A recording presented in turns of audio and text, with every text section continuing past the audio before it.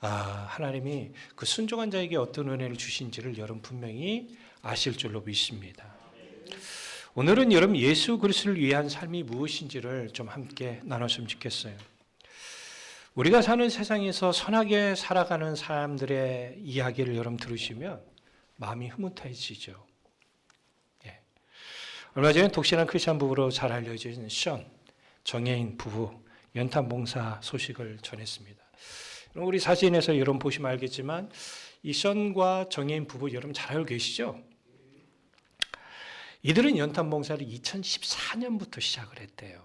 예, 그래서 우리가 이 자녀들 사진도 이렇게 한 장 한 장 보시면 잘 알겠지만 이게 지금 보면은 둘째, 셋째, 넷째, 예, 부모님의 DNA가 중요한 것 같아요. 그렇죠? 조금 어떻게 얼굴 보니까 어때요? 예? 아니 여러분들도 못하지만 그래도 좀 이쁘죠? 근데 이 가정이 단회성에서 끝난 것이 아니라 2014년부터 묵묵히 일을 해왔어요. 그런데 이 일을 할 때마다 항상 자녀 4명이 참여를 했다고 그래요. 우리 탐사진 한번 보시면 알겠지만 봐요. 이 꼬마 첫째가 앞에 있어요. 아마 제가 보기에 얼굴에 아빠가 장난쳤는지 모르겠지만 연탄을 묻혀놨어요. 여기에 정말 아이들과 함께 이 일을 시작했는데 이 첫째가 5살 때부터 이게 시작된 거예요. 장녀 이 하유미, 이 다음 사진은 언제 우리 지금 셋째가 나오죠. 하유리. 예. 근데 이 첫째 장녀 하유미는 아빠를 따라서 컨벤션 후원 또 바퍼 여러분 아시죠? 예, 그 봉사 병원 후원할 때마다 이 딸이 항상 앞에 있었고. 또 이분이 독립유공자 집지키 운동을 또 하더라고요. 이 딸이 여기에 참여했고 또 연탄봉사 등 많은 일을 했는데 션이 이 첫째 딸에게 이런 얘기를 했습니다. 첫째 딸이 하음인데요. 우리 같이 한번 읽어보면 좋을 것 같아요. 너 하나가 잘 되는 것보다 너 때문에 이 세상이 더 따뜻해지길 바란다. 너 하나가 잘 되는 것보다 여러분 우리는요 자녀를 양육할 때 남이 중요하지 않아요. 너가 잘 돼야 돼요. 그런데 너가 잘 되는 교육을 했는지 모르겠지만 어느 나이 보니까 이 아이들이 너무 이기적인 거예요. 자기만 하는 거죠. 근데 이 모습이 교회 안에도 지금 있어요. 제가 아버지가 목회자였기 때문에 예전부터 쭉 보면 교회 모습은 어떤 모습이었냐면 함께 하는 모습이에요. 기도합시다 하면 함께 하고 우리 이번에 봉사합시다. 함께하고.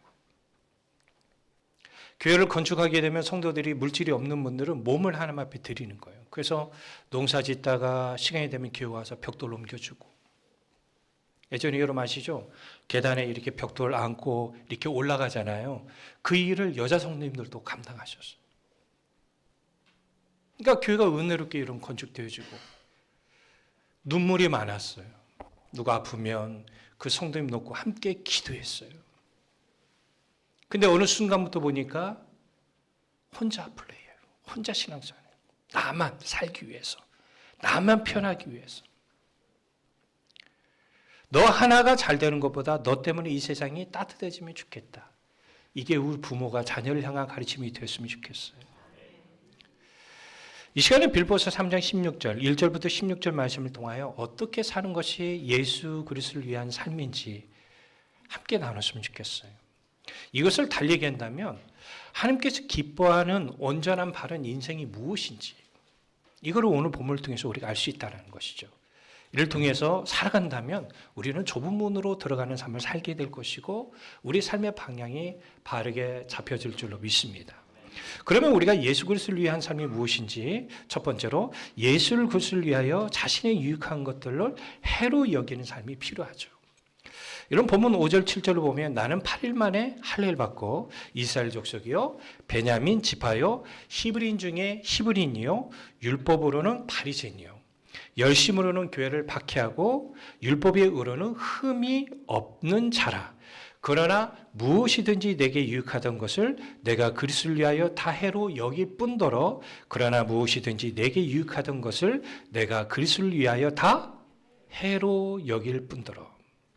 사도 바울은 아브라함의 자손이요 베냐민 지파에 속한 순수한 히브리인이에요.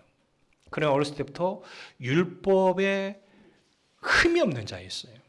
쉽게 얘기하면 여러분 신앙생활 잘하는 거예요. 여러분 우리도 이 신앙생활을 이렇게 같이 하다 보면 여러분 신앙생활 참 잘하는 친구들 보면 얼마나 이뻐요. 우리 학생에서 이번에 성경 일통 두 명이 나왔더라고요. 주일학교에서 1명이 나오고 교회에서 장학금 줄 거예요. 근데 이 아이들이 그 시간을 쪼개서 물론 부모가 강제로 시켰는지 몰라요. 너 밥 안 줘. 그랬는지 모르죠. 근데 그럼에도 불구하고 성경을 읽고 또 읽고 제가 올해는 이독하라고 했어요. 오늘 학생 예배 때 너 작년에 일독했으니까 올해는 한번 이독해봐라. 하나님의 지식으로 가득하고 교회에서도 신앙생활 잘한 모습 보면 여러분 보기 좋잖아요. 근데 그것이 자기가 정말 하나님 안에서 신앙생활 잘한다고 생각했던 사람이 사도 바울이에요. 그런데 그가 예수 그리스도를 믿는 사람을 증오했어요. 그래서 핍박하기 위해서 다메섹 다메섹으로 향하여 갈 때 한 장소에서 주님의 음성을 듣게 되죠. 그리고 그가 한 사람에게 이끌려서 다메섹에서 여러분 생활을 하게 됩니다. 바로 아나니아죠. 성령으로 충만한 은혜를 받고 그가 예수는 주여 그리스도시요 살아계신 하나님의 아들이다 이렇게 얘기는 하지는 않았지만 이런 신앙의 고백을 하고 자신의 죄에 진심으로 회개했겠죠. 세례를 받겠습니다. 다메섹에서 이제 예수 그리스도를 전하는 자가 됐어요. 여러분 예수 그리스도를 믿는 자를 핍박하러 갔던 사람이 오히려 예수 그리스도를 전하는 사람이 됐다라는 거죠. 그동안 자기가 가장 가치가 있는 삶을 살아왔다라고 호언장담하며 살아왔던 사도 바울이 예수 그리스도를 만나는 순간 자기가 얼마나 잘못된 인생을 살았다는 것을 그는 고백하고 있는 거예요. 그리고 그가 발견한 게 뭡니까? 본문 8절을 다시 한번 읽어볼까요? 또한 모든 것을 해로 여김은 내 주 그리스도 예수를 아는 지식이 가장 고상하기 때문이라. 내가 그를 위하여 모든 것을 잃어버리고 배설물로 여김은 그리스도를 얻고. 저도 이제 목회자고 아무래도 외부 활동과 많은 사람들 교제하면서 또 이야기를 나누다 보면 정말 예수 그리스도를 진실되게 믿는 사람 그리고 예수 그리스도를 진실되게 믿는 것뿐만 아니라 예수님을 진실되게 만나는 사람들의 삶의 모습을 보면 이 사람들은 예수께 미쳤어요. 여기서 우리가 조금 체크하고 넘어가야 할 단어가 있습니다. 해로 여기다라는 단어죠. 이게 헬라어로 제미아 헤게오마이라는 단어죠. 제미아라는 단어가 뭐죠? 손해예요. 헤게오마이는 무슨 뜻이요? 지도하다, 생각하다예요. 그러면 손해로 여기다, 손해로 생각하다라는 거예요. 여러분, 우리가 손해로 여기고 손해로 생각하는 게 뭐냐면 내게 중요한 게 하나 있어요. 이게 깨지면 뭐예요? 손해로 여기잖아요. 그렇죠? 근데요, 사도 바울은 그렇게 여기지 않는 거예요. 예수님을 위해서라면 이거가 깨져도 없어져도 버려도 상관이 없는 거예요. 손해로 여겨지지가 않는 거죠. 근데 중요한 게 뭐냐면 이 단어가 신약에서 쓰일 때는 다 수동태로 쓰였다는 거예요. 이 말은 무슨 말이냐면 그가 예수를 진정으로 믿고 그의 삶에 변화가 일어난 거예요. 그래서 그 스스로가 뭐 한 거예요? 이걸 해로 여겨지는 삶을 살았다는 것이죠. 어떤 분들은 통장에 이렇게 금액이 찍혀지는 거 보면서 행복을 해요. 적금 이번 달에 한 70만 원. 뭐 아파트를 위해서 뭐 사기 위해서 뭐 얼마를. 이게 점점점 쌓여져 가는 걸 가지고 행복을 느껴요. 근데 어떤 분들은 그렇지 않아요. 그걸 깨서 주의 나라와 주의 뜻을 위하여 드려지는 것을 행복으로 여기는 사람도 있다는 것이죠. 왜요? 너희는 먼저 그의 나라와 그의 의를 구하라. 그리하면 이 모든 것을 더해 주실 거라는 이 말씀을 믿기 때문이에요. 이게 바로 예수를 믿고 예수를 위하여 자기가 그동안에 귀하게 여겼던 걸 손해라고 생각하지 않냐고 마땅히 그렇게 살아가는 것이죠.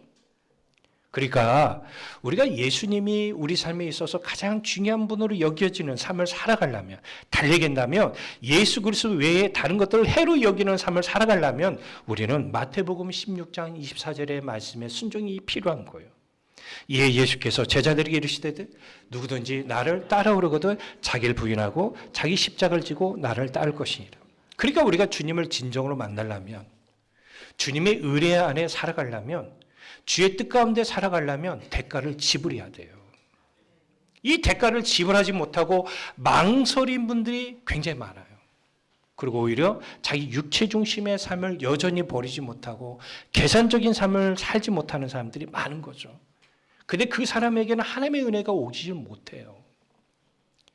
이게 특별한 하나님의 은혜를 경험하려면 내가 아닌 하나님이 이끌어가는 삶을 살아야 돼요.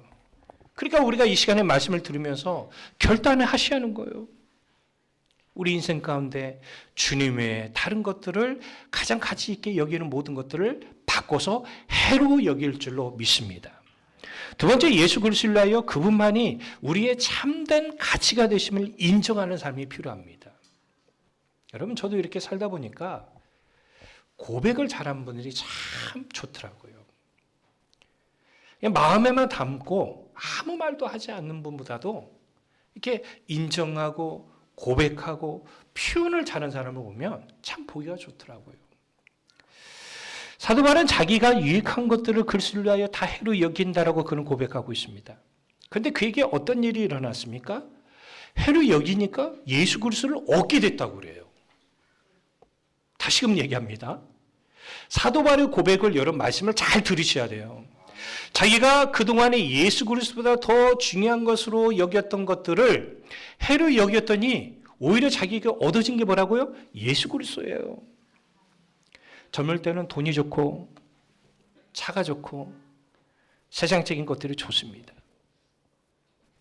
제가 재작년인가요? 작년인가? 재작년 같기도 하고 작년인 것 같기도 하고 이제 50이 넘어가니까 흐물흐물해지네요.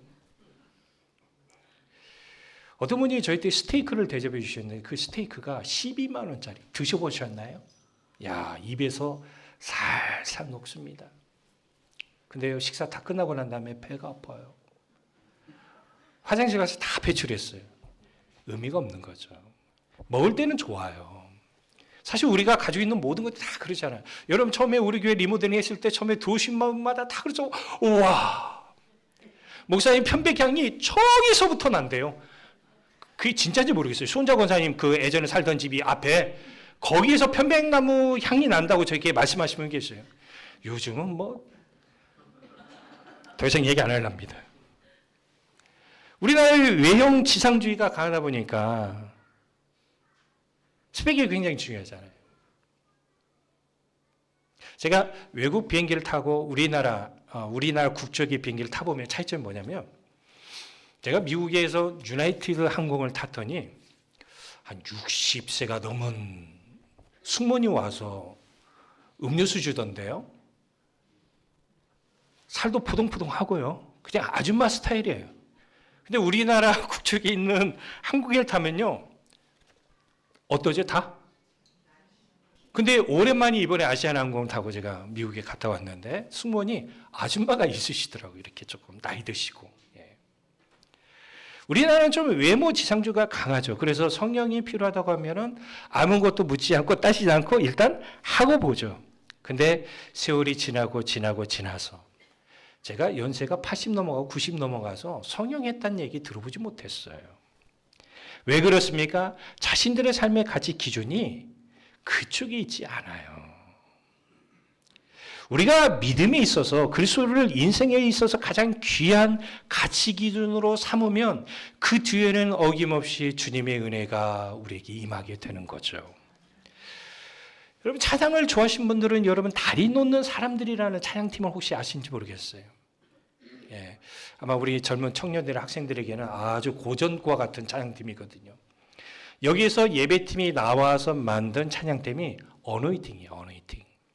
어노인팅의 첫 찬양 리더 역할을 했던 이성근 간사님이 계셨습니다.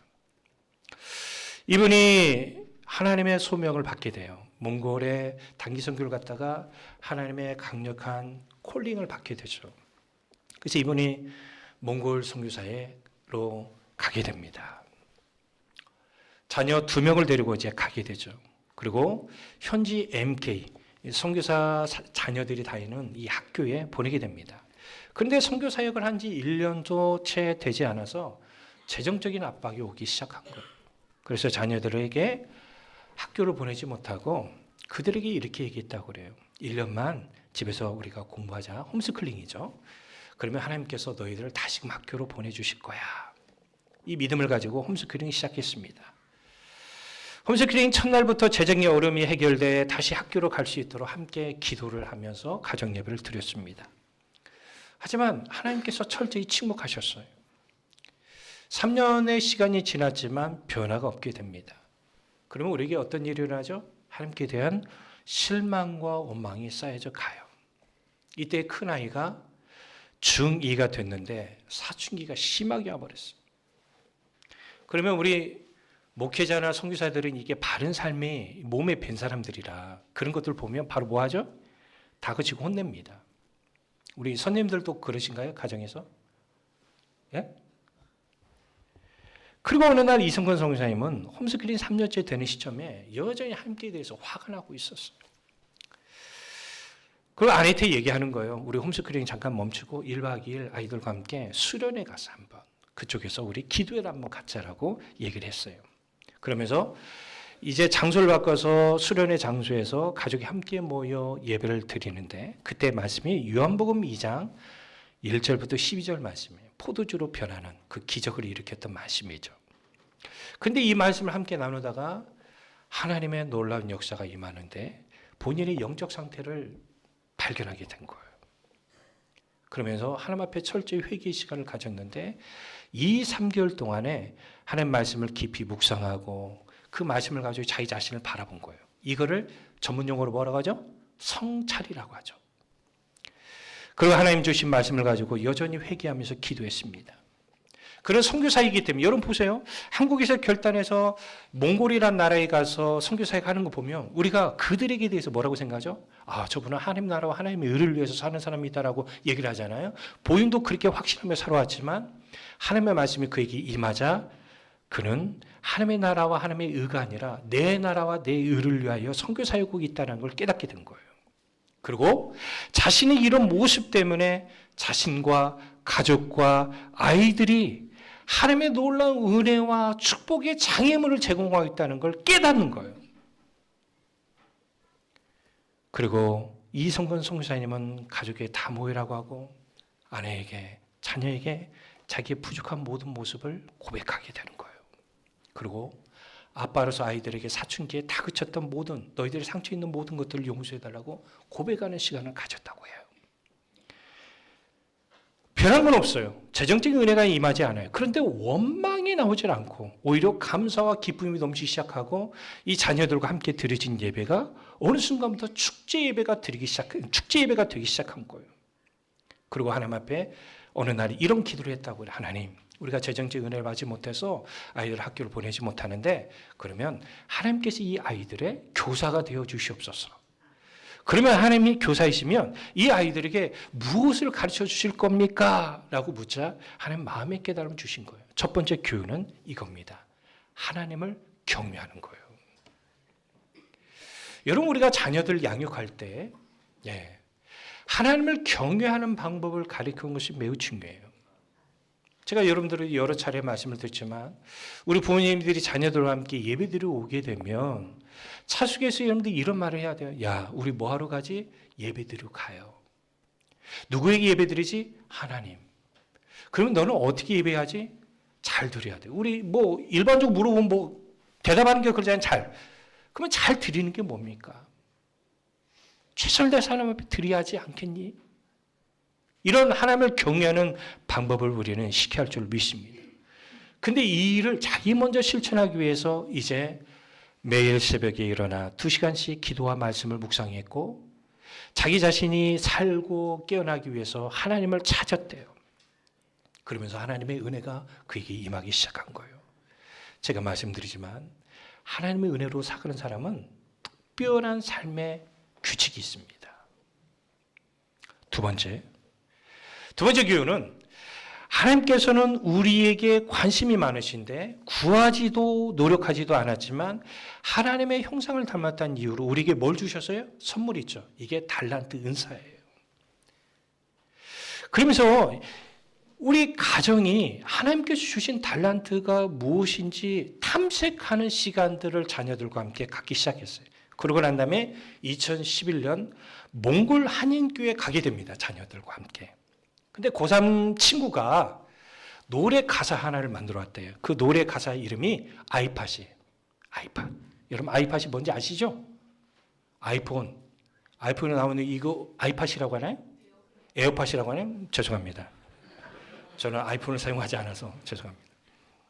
아이팟이. 근데 이 아들이 이 가사가 너무 좋다고 가져가면서 기타로 음을 붙였는데 그 제목이 갤럭시래요.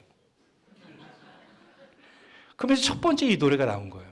그러면서 그 뒤에도 무슨 가사가 나오면은 음악을 만들어서 붙이기 시작하더래요. 그래서 아빠가 너무 이 아이가 너무 이게 하나님 주신 걸 가지고 이렇게 만드는 걸 보고 동영상을 찍어서 UCC, 유튜브가 나오기 전에 UCC에 먼저 올리기 시작한 거예요.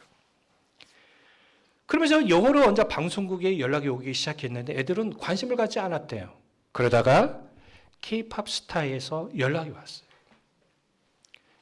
그래서 너희들 한번 도전해보면 어떻게 했냐라고 얘기했을 때 애들이 그래 아빠 어차피 떨어질 거지만 우리가 도전하고 올게 하고 딱 나가서 1등 했는데 그들이 누구예요? 악동 뮤지션이에요. 사진 한번 볼까요? 우리 이성근 송교사님의 가족. 그 다음 사진. 예. 이 자녀들 악동 뮤지션 여러분 잘 알잖아요. 이찬혁, 이수연.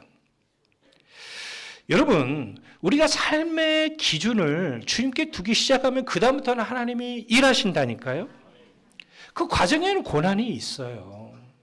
근데 여러분들 우리가 잘 아는 말씀이 하나님은 합력하여 선을 이루신다는 거잖아요. 근데 합력이란 단어를 사람들이 좀 뭐랄까 쉽게 생각하는 것 같아요. 하나님이 인도하는 과정에는 우리가 생각하는 것과 달라요. 따라서 합시다. 하나님에게는 다 계획이 있단다. 근데 우리는 그 계획을 다 몰라요. 그래서 고난을 겪게 되면 부모가 양육하는 데 있어서 잘못된 방법이 뭐냐면 고난을 비껴가게 해요. 애들은 고난과 함께 가야 돼요. 그래야 애들이 성장하고 성숙할 수 있는 거거든요. 근데 우리 자녀들을 여전히 온돌방에서 키우는 거죠. 제가 진짜요 여러분 어떤 분에게 얘기했는데 세상에 24살 먹은 애를 아직도 엄마가 밥을 퍼준다니. 떠준대. 그러니까 이 아이가 밥을 먹을 때마다 엄마가 좀 입에 넣어주면 안 돼. 그리고 보는 뭐 하고 있어요? 폰하고 있대 계속.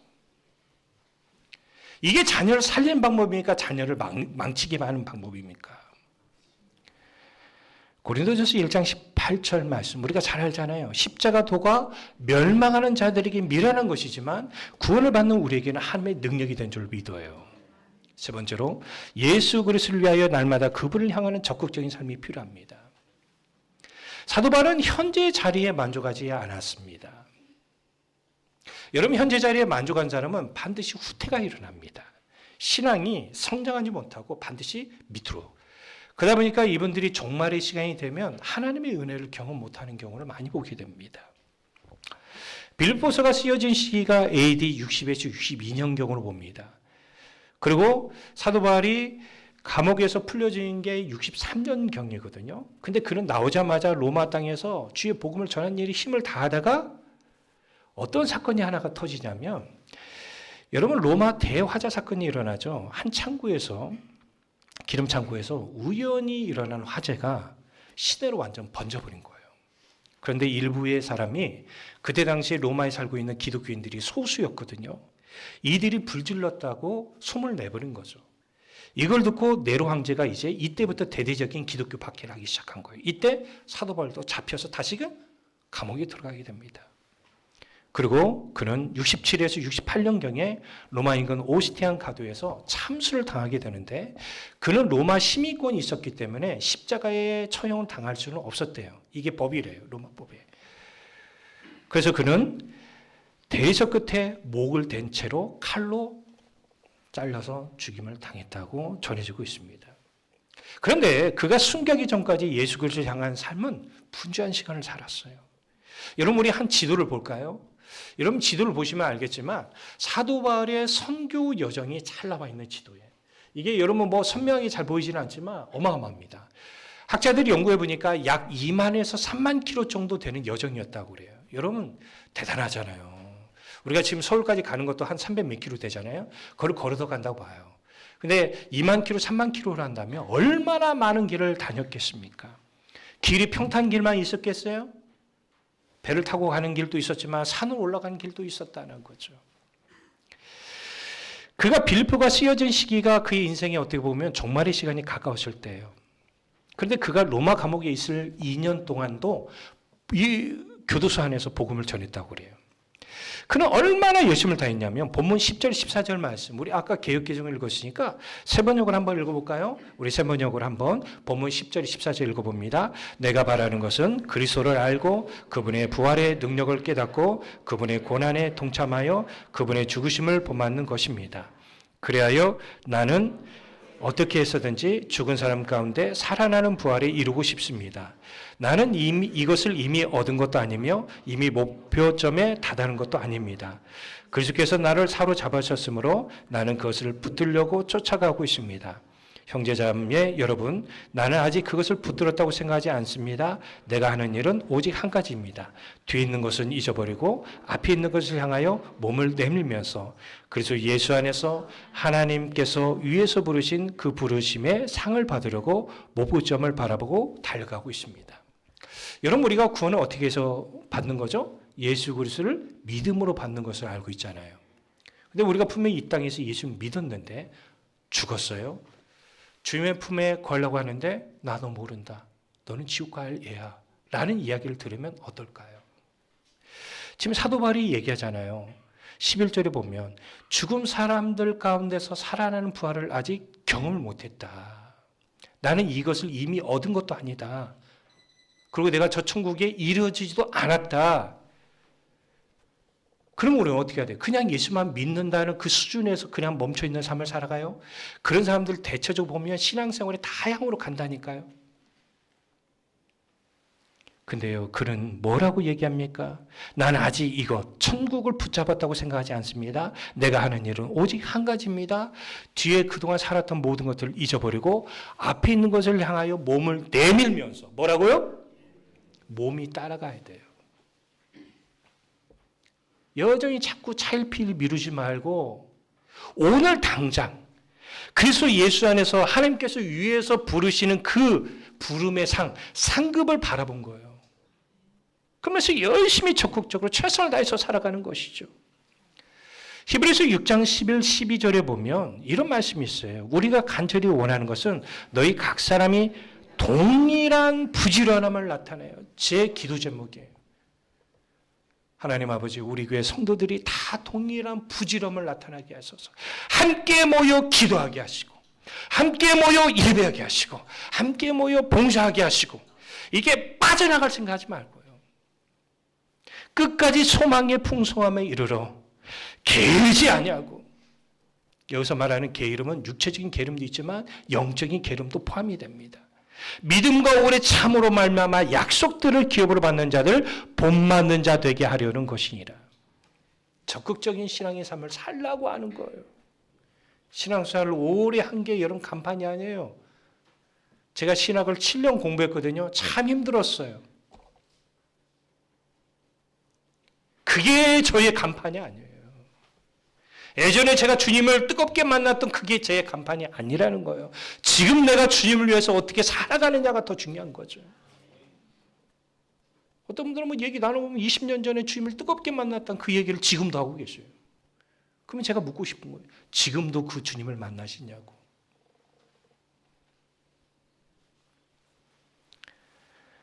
우리에게 주어진 가정, 일터, 교회, 우리에게 주어진 직분, 여러분 하나님께서 충성을 다하라고 주신 거예요. 어느 것 하나도 우리가 소홀하면 안 되죠. 아멘. 어제 저희 딸 제가 집에 딱 설교 준비하고 갔더니 우리 딸이 짐을 여기저기 이렇게 펼쳐놨더라고요. 점심에 밥을 먹고 그릇을 그냥 놓으셨더라고요. 이제 주무기 전에, 자기 전에 좋아야 다 정리해라. 그러나서 새벽에 혼자 일어나서 새벽 기도 가려고 딱 일어났더니 어제 그 눈에 보였던 게 싹 사라졌어요. 그러니까 제가 무슨 마음이 있겠어요? 흐뭇한 거죠. 왜? 지가 해야 할 일을 해놨다라는 거죠. 잠을 줄이고.